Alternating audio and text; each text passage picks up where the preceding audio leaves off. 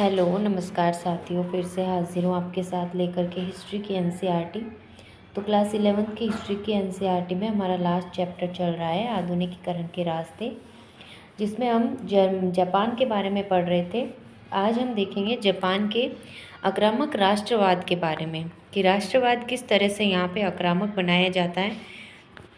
Meiji संविधान सीमित मताधिकार पर आधारित था और उसने डाइट बनाए जिसके अधिकार भी सीमित थे। जापानियों ने संसद के लिए इस जर्मन शब्द का इस्तेमाल किया क्योंकि उनकी कानूनी सोच जर्मनी की सोच से प्रभावित थी। तो संसद के लिए जो शब्द है डाइट, ये जर्मनी में चलता था और जापानियों ने भी इसी का इस्तेमाल किया। शाही पुनर्स्थापना करने वाले नेता सत्ता में बने रहे और उन्होंने राजनीतिक पार्टियों का गठन किया। 1918 और 1931 के दरमियान जनमत से चुने गए प्रधानमंत्रियों ने मंत्रिपरिषद बनाए और इसके बाद उन्होंने पार्टियों का भेद भुलाकर बनाई गई राष्ट्रीय एकता मंत्रिपरिषदों के हाथों अपनी सत्ता खो दी। सम्राट सैन्य बलों का कमांडर था और 1890 से ये माना जाने लगा कि थल सेना और नौसेना का नियंत्रण स्वतंत्र है। 1899 में प्रधानमंत्री ने आदेश दिए कि केवल सेवारत जनरल और एडमिरल ही मंत्री बन सकते हैं और सेना को मजबूत बनाने की मुहिम और जापान के उपनिवेश देशों की वृद्धि इस डर से जुड़े हुए थे कि जापान पश्चिमी शक्तियों की दया पर निर्भर है और इस डर को सैन्य विस्तार के खिलाफ और सैन्य बलों को अधिक धन देने के लिए वसूले जाने वाले उच्चतर करों के खिलाफ उठने वाली आवाज़ों को दबाने में इस्तेमाल किया गया।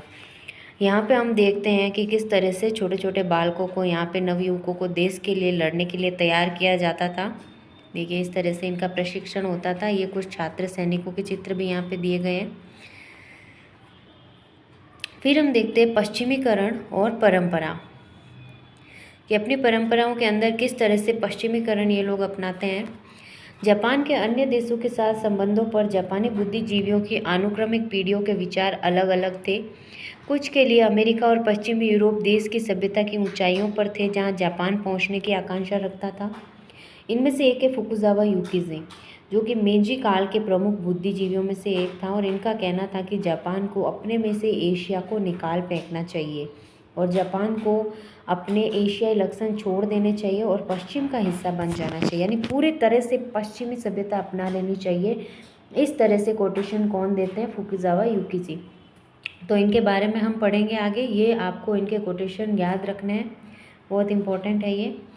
तो युकीजी, जिनका जीवन काल 1835 से 1901 है, इनका जन्म एक गरीब सामुराई परिवार में हुआ है। सामुराई क्या है? योद्धा वर्ग हमने देखा था। इनकी शिक्षा नागासाकी और ओसाका में हुई। इन्होंने डच और पश्चिमी विज्ञान पढ़ा और बाद में अंग्रेजी भी पढ़ी। 1860 में वे अमेरिका में पहले जापानी दूतावास में एक अनुवादक के रूप में गए और इससे इन्हें पश्चिम पर किताब लिखने के लिए बहुत कुछ मिला। इन्होंने अपने विचार क्लासिक ही नहीं बल्कि बोलने चालने के अंदाज में लिखे और ये किताब बहुत ही लोकप्रिय हो गई। इन्होंने एक शिक्षण संस्थान भी स्थापित किया जो आज केओ विश्वविद्यालय के नाम से जाना जाता है। वे मेरोकुशा संस्था के मुख्य सदस्यों में से भी थे। ये संस्था पश्चिमी शिक्षा का प्रचार करती थी। तो ये कुछ इम्पोर्टेंट फैक्ट्स हैं इनके बारे में, ये भी हमें याद रखने हैं। और उनकी एक जो किताब है ज्ञान के लिए प्रोत्साहन, जिसे जापानी में कहते हैं गाकुनोन नो सुसुमे, यानी ज्ञान के लिए प्रोत्साहन में उन्होंने अपनी जापानी ज्ञान की कड़ी आलोचना की और जापान के पास अपने प्राकृतिक दृश्यों के अलावा गर्व करने के लिए कुछ भी नहीं है, ऐसा ये मानते थे। उन्होंने आधुनिक कारखानों और संस्थाओं के अलावा पश्चिम के सांस्कृतिक सार तत्व को भी बढ़ावा दिया, जो कि उनके मुताबिक सभ्यता की आत्मा है। यानी ये सभ्यता की आत्मा किसे मानते थे? आधुनिकता को। पूरी तरह से आधुनिक कारखाने हो गए, संस्था हो गई या पश्चिम की जो संस्कृति हो गई, इसको ये पूरी तरह से सभ्यता मानते थे। उनके ज़रिए एक नया नागरिक बनाया जा सकेगा। इनका सिद्धांत था स्वर्ग ने इंसान को इंसान के ऊपर नहीं बनाया और न ही इंसान को इंसान के नीचे। तो इस तरह के कोटेशन इनके हमें याद रखने हैं और ये पूरी तरह से पश्चिमीकरण के पक्ष में है, ये भी हमें याद रखना है। फिर अगली पीढ़ी ने पश्चिमी विचारों को पूरी तरह से स्वीकार करने पे सवाल उठाए और कहा कि राष्ट्रीय गर्व देशी मूल्यों पर निर्मित होना चाहिए। उनमें से एक है दर्शन शास्त्री मियाकी सेत्सुरे और उन्होंने ये तर्क पेश किया कि विश्व सभ्यता के हित में हर राष्ट्र को अपने खास हुनर का विकास करना चाहिए। अपने को अपने देश के लिए समर्पित करना, अपने को विश्व को समर्पित करना है।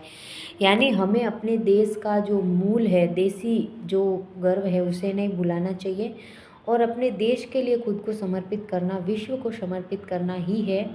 तो ये पूरी तरह से पश्चिमीकरण के पक्ष में नहीं थे। ये कहते थे कि पश्चिमीकरण भी अपनाना चाहिए लेकिन एक लिमिट में। तो उनमें से कौन है? मियाके सेत्सुरे। इसकी तुलना में बहुत से बुद्धिजीवी पश्चिमी उदारवाद की तरफ आकर्षित थे और वे चाहते थे कि जापान अपना आधार सेना की बजाय लोकतंत्र पर बनाए। संवैधानिक सरकार की मांग करने वाले जनवादी अधिकारों के आंदोलन के नेता उएकी एमोरी फ्रांसीसी क्रांति में मानवों के प्राकृतिक अधिकार और जनप्रभुसत्ता के सिद्धांतों के प्रशंसक थे। यानी कुछ लोग ये भी थे कि जो सेना के बजाय लोकतंत्र पे और संविधान पे आधारित देश बनाना चाहते थे। उनमें से एक है उएकी एमोरी, जो कि फ्रांसीसी क्रांति से काफ़ी प्रभावित थे। वे उदारवादी शिक्षा के पक्ष में थे जो प्रत्येक व्यक्ति को विकसित कर सके। उदारवादी शिक्षा का नारा कौन देते हैं? उएकी एमोरी। और वो क्या कहते हैं कि व्यवस्था से ज़्यादा कीमती चीज़ है आज़ादी, यानी लोकतंत्र के अंदर हर व्यक्ति को आज़ादी मिलनी चाहिए। कुछ दूसरे लोगों ने तो महिलाओं के मताधिकार की भी सिफारिश की। तो इस दबाव ने सरकार को संविधान की घोषणा करने के लिए बाध्य कर दिया। फिर हम देखते हैं रोज़मर्रा की ज़िंदगी के लिए यहाँ पे कुछ आविष्कार होते हैं, उनके बारे में हम पढ़ेंगे। तो जापान का एक आधुनिक समाज में रूपांतरण रोज़ाना की ज़िंदगी में आए बदलाव में भी देखा जा सकता है। पैतृक परिवार व्यवस्था में कई पीढ़ियां परिवार के मुखिया के नियंत्रण में रहती थी, लेकिन जैसे जैसे लोग समृद्ध हुए परिवार के बारे में नए विचार फैलने लगे। नया घर, जिसे जापानी अंग्रेजी शब्द का इस्तेमाल करते हुए होमो कहते हैं, नए घर को क्या कहते हैं? होमो। इसका संबंध मूल परिवार से था, जहाँ पति पत्नी साथ रहकर कमाते और घर बसाते थे। पारिवारिक जीवन की इस नई समझ ने नए तरह के घरेलू उत्पादों, नए किस्म के पारिवारिक मनोरंजन और नए प्रकार के घर की मांग पैदा की। 1920 के दशक में निर्माण कंपनियों ने शुरू में 200 येन देने के बाद लगातार 10 साल के लिए 12 येन माहवार की किस्तों पर लोगों को सस्ते मकान भी मुहैया कराए। और यह एक ऐसे समय में जब एक बैंक कर्मचारी यानी एक उच्च शिक्षा प्राप्त व्यक्ति की तनख्वाह 40 येन प्रति माह थी। यानी अगर किसी की तनख्वाह 40 येन प्रति माह थी, येन क्या है? येन जापान की मुद्रा है। जब अगर ये समझ लीजिए, हम रुपए में समझते, अगर 40 रुपये किसी की तनख्वाह है तो 10 साल के लिए ये लोग क्या करते थे? किस्तों पे मकान देते थे, जो कि हर महीने के 10 से 12 येन ये लोग लेते थे ताकि हर कोई अपने घर में रह सके। यहाँ पे हम देखते हैं कुछ जो उत्पाद है इन्होंने बनाए बिजली से चलने वाली घरेलू वस्तुएं, जिनमें चावल पकाने वाला कुकर जो सबसे ऊपर है, अमेरिकी भुनक, भुनक यानी फ्राई करने वाला, जिसको हम रोस्ट करना कह सकते हैं, सेकना, भूनना। तो मांस और मछली भूनने वाला, ब्रेड सेकने वाला टोस्टर, ये यहाँ पे हमें जो कुकर के नीचे दिखाया गया है।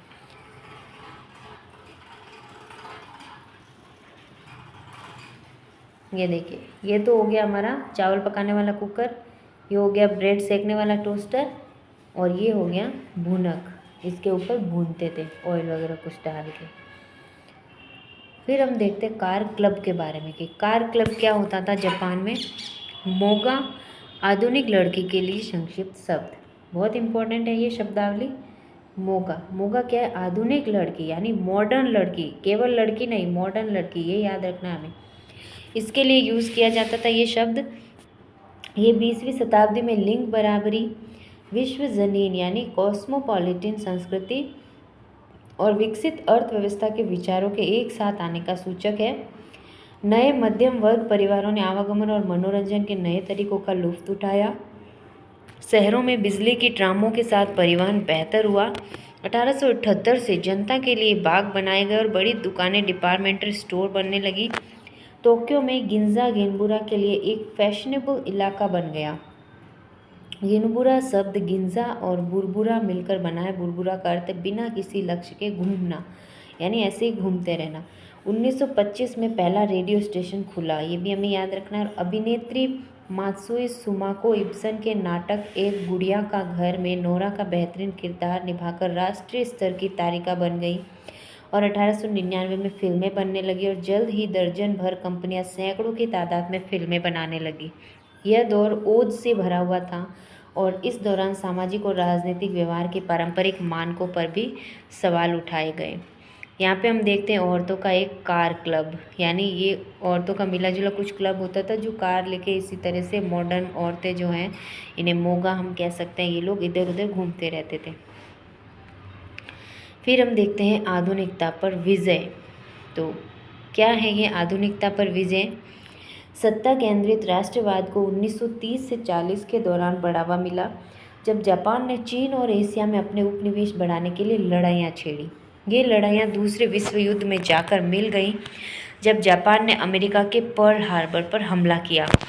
तो जो दूसरा विश्व युद्ध है ये इसी घटना के साथ शुरू होता है, जब जापान अमेरिका के जो बंदरगाह है पर्ल हार्बर उस पर हमला करता है। उससे पहले जापान छोटी मोटी बहुत लड़ाइयाँ लड़ता है 1930 से 40 के बीच। लेकिन जो विश्व युद्ध है दूसरा महान युद्ध, वो यहाँ से शुरू होता है। जापान का अंत समझ लीजिए यहाँ से शुरू होता है। इस दौर में सामाजिक नियंत्रण में भी वृद्धि हुई, असहमति प्रकट करने वालों पर जुल्म बढ़ाए गए और उन्हें जेल भेजा गया। देशभक्तों की ऐसी संस्थाएं बनी जो युद्ध का समर्थन करती थी, यानी इस समय में लोग उसकी तारीफ करते थे या फिर उसी को समर्थन देते थे जो युद्ध का समर्थन देता था। इनमें महिलाओं के भी कई संगठन थे। 1943 में एक संगोष्ठी हुई आधुनिकता पर विजय, यानी इस टॉपिक से एक मीटिंग होती है। इसमें जापान के सामने जो दुविधा थी उस पर चर्चा होती है, यानी आधुनिक रहते हुए पश्चिम पर कैसे विजय पाई जाए। संगीतकार मोरोई साबुरो ने सवाल उठाया कि संगीत को ऐन्द्रिक उद्दीपन की कला से वापस लाकर आत्मा की कला के रूप में उसका पुनर्वास कैसे कराया जाए।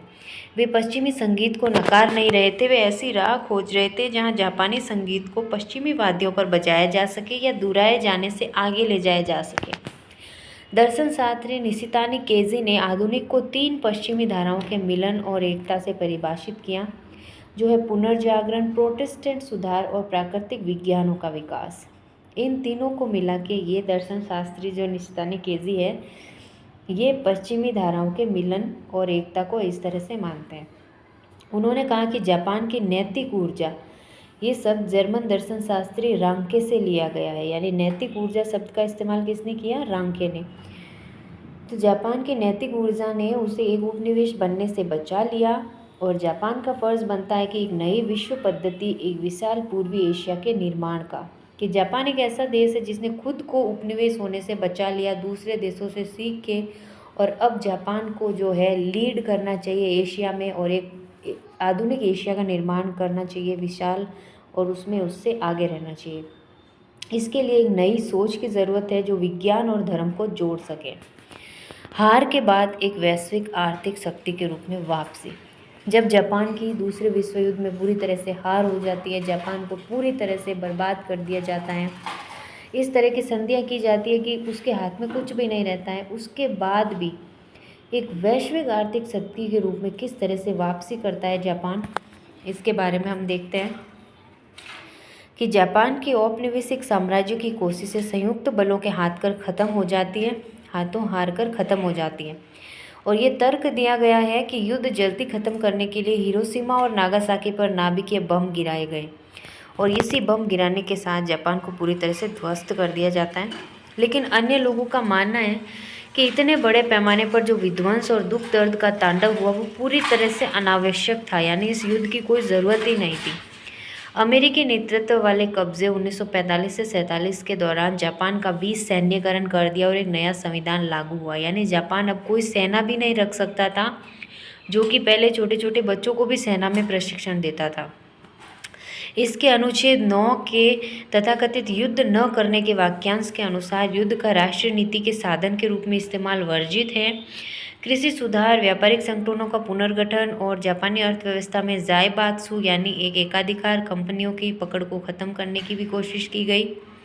राजनीतिक पार्टियों को पुनर्जीवित किया गया और जंग के बाद पहले चुनाव 1946 में हुए। इसमें पहली बार महिलाओं ने भी मतदान किया है। वेरी इंपॉर्टेंट है, याद रखना है हमें कि जंग के बाद चुनाव होते हैं 1946 में और पहली बार इसमें महिलाएं भाग लेती हैं। अपनी भयंकर हार के बावजूद जापानी अर्थव्यवस्था का जिस तेज़ी से पुनर्निर्माण हुआ उसे एक युद्धोत्तर चमत्कार कहा गया, लेकिन यह चमत्कार से भी कहीं अधिक था और इसकी जड़ें जापान के लंबे इतिहास में निहित थे। संविधान को औपचारिक स्तर पर गणतांत्रिक रूप इसी समय दिया गया, लेकिन जापान में जनवादी आंदोलन और राजनीतिक भागीदारी का आधार बढ़ाने में बौद्धिक सक्रियता की भी ऐतिहासिक परंपरा रही है।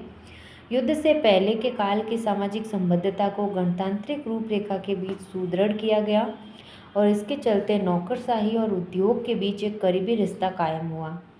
अमेरिकी समर्थन और साथ ही कोरिया और वियतनाम में जंग से जापानी अर्थव्यवस्था को मदद मिली, यानी अमेरिका का कुछ समर्थन और कोरिया और वियतनाम से भी जो जंगें हुई उनसे भी इसको कुछ मदद मिलती है। फिर 1964 में टोक्यो में हुए ओलंपिक खेल जापानी अर्थव्यवस्था की परिपक्वता के प्रतीक बनकर सामने आए। यानी जो ओलंपिक हैं वो कहाँ से शुरू होते हैं, 1964 में टोक्यो से शुरू होते हैं और ये जापानी अर्थव्यवस्था को एक गति देते हैं। और इसी तरह तेज गति वाली शिंकानसेन यानी बुलेट ट्रेन का जाल भी 1964 में शुरू हुआ। कुल मिलाकर हम कह सकते हैं कि अर्थव्यवस्था को जो फिर से गति है वो 1964 में मिलती है। इस पर रेलगाड़ियाँ 200 मील प्रति घंटे की रफ्तार से चलती थी। बुलेट ट्रेन यहाँ पे शुरू हो जाती है और वे 300 मील प्रति घंटे की रफ्तार से भी चलती है। यह भी जापानियों की सक्षमता को दर्शाती है कि वे नई प्रौद्योगिकी के जरिए बेहतर और सस्ते उत्पाद बाजार में उतार सकते हैं। 1960 के दशक में नागरिक समाज आंदोलन का भी विकास होता है और बढ़ते औद्योगिकीकरण की वजह से स्वास्थ्य और पर्यावरण पर पड़ रहे दुष्प्रभाव को पूरी तरह से नज़रअंदाज करने का भी विरोध किया जाता है। अर्गजी का जहर, जिसके चलते बड़ी ही कष्टप्रद बीमारी होती थी, एक आरंभिक सूचक था। इसके बाद 1960 के दशक में मिनामाता में पारे के जहर के फैलने और 1970 के दशक के उत्तरार्ध में हवा में प्रदूषण से कई समस्याएं जन्मी और ज़मीनी स्तरों पर दबाव बनाने वाले गुटों ने इन समस्याओं को पहचानने और साथ ही हताहतों के लिए मुआवजे देने की मांग की। सरकारी कार्यवाही और नए कानूनों की स्थिति बेहतर हुई। 1980 के दशक के मध्य से पर्यावरण संबंधी विषयों में लोगों की दिलचस्पी घटी, क्योंकि 1990 तक आते आते जापान में विश्व के कुछ कठोरतम पर्यावरण नियंत्रण अमल में लाए गए और आज एक विकसित देश के रूप में ये अग्रगामी विश्व शक्ति की अपनी हैसियत को बनाए रखने के लिए अपनी राजनीतिक और प्रौद्योगिकी क्षमताओं का इस्तेमाल करने की चुनौतियों का सामना कर रहा है। यहाँ पे हम टोक्यो विश्व युद्ध के बाद पहले और बाद के चित्र दिखाए गए हैं। ये देखिए, पहले विश्व युद्ध के पहले इस तरह से दिखता था टोक्यो और उसके बाद देखिए अचानक से किस तरह से पूरी तरह से काया पलट हो जाता है। इसके वाहन आधुनिक, सारी बिल्डिंगें आधुनिक और इस तरह से पूरी तरह नष्ट करने के बाद ये पूरी तरह से आधुनिक हो जाता है। फिर हम देखेंगे चीन के बारे में कि चीन किस तरह से आधुनिकता को अपनाता है। पूरा जापान के इतिहास के बारे में देखा हमने, तो चीन के बारे में हम देखेंगे अपने नेक्स्ट वीडियो में। आज के लिए बस इतना ही साथियों। चीन में काफ़ी अफीम युद्ध वगैरह भी होते थे, उन सब के बारे में डिटेल में पढ़ेंगे हम। तो जापान को हम सेपरेट रखते हुए कल नए वीडियो में चीन को स्टार्ट करते हैं। आज के लिए बस इतना ही साथियों। बहुत बहुत धन्यवाद आपका। नमस्कार।